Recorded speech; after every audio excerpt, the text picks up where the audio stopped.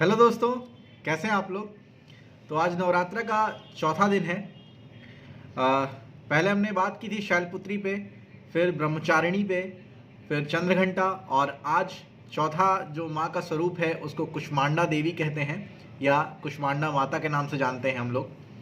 पहले उनका श्लोक मैं पढ़ देता हूँ। सुरासम पूर्ण कलशम रुधिरा प्लतु मेव च दधाना हस्त पद्माभ्याम कुष्मांडा शुभदास्तु में।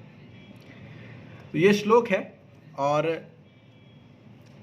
कुष्मांडा माता के बारे में मैं बताता हूँ। मैं कुष्मांडा नवरात्रा में बहुत इम्पॉर्टेंट यहाँ से शुरुआत होती है, क्योंकि मैंने कल बताया था कि चंद्रघंटा जो स्वरूप है उनका, वहाँ से बेसिकली उन्होंने शिव से विवाह करने के बाद का वो फेज़ है। बेसिकली वो पहला फेज़ शुरू होता है।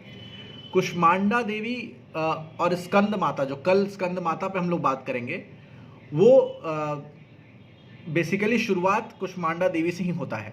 कैसे, वो मैं बताता हूँ। सबसे पहले देखिए, इनको जगत माता भी बोलते हैं, संसार की माता बोलते हैं। इनके मंद मंद हंसी से संसार का जन्म हुआ है, ऐसा बोला जाता है। और सौरमंडल या सूरज के कोर में यही वास करती हैं। मतलब जो शक्ति देती हैं सूरज को या सारे सौरमंडल को या पूरे संसार को या हम सब सारे प्राणी में जो शक्ति प्रदान होता है ना, वो कुष्मांडा माता से ही आता है। इनकी अष्टभुजाएं हैं। 8 भुजाओं में आपको अस्त्र शस्त्र विद्यमान रहते हैं। जहाँ तक मुझे याद आ रहा है, बाण, धनुष, गदा, चक्र, कमंडल और आई गेस और भी चीज़ें हैं। हाँ, 8वां का जो 8वां भुजा है उसका एक बहुत इम्पॉर्टेंट है, बिकॉज 8वें भुजा में वो सारी निधियाँ और सिद्धियाँ एक जप माला में वो रखती हैं। तो ये हैं। उसके अलावा 10 दिशाएं जो हैं वो इन्हीं से विद्यमान हैं। सारी की सारी जो दिशाएं हैं उन्हीं से विद्यमान हैं। इस वक्त जो साधक होते हैं, जो माँ का पूजा करते हैं, वो बेसिकली अनाहत चक्र में होता है अनाहत चक्र में होते हैं। और इनका उपासना करने से, कुष्मांडा माता का उपासना करने से सारा रोग, दुख यानी शोक आपका दूर हो जाता है, रोग ठीक हो जाता है, सुख समृद्धि की प्राप्ति होती है।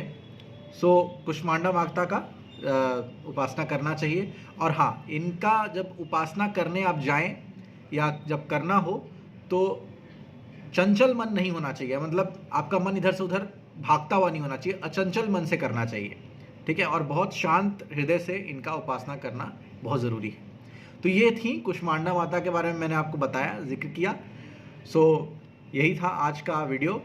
कल हम लोग बात करेंगे स्कंद माता के बारे में और धीरे धीरे करके सिद्धिरात्रि पे जाएंगे। तो चलिए, जाने से पहले कल मैंने शिव का एक श्लोक सुनाया था, आज मैं एक मंत्र सुना के जा रहा हूँ जो कि बहुत इंपॉर्टेंट है। उसको महामृत्युंजय मंत्र बोलते हैं और उसके बारे में मैं अलग से कभी बात करूँगा। ओम त्र्यंबकम यजामहे सुगंधिम पुष्टि वर्धनम उर्वारुकमिय वंदनात् मृत्युर्मोक्षी अमामृतात्। जी। तो चलिए, चलते हैं, मिलते हैं हम लोग कल। हर हर महादेव, राधे राधे।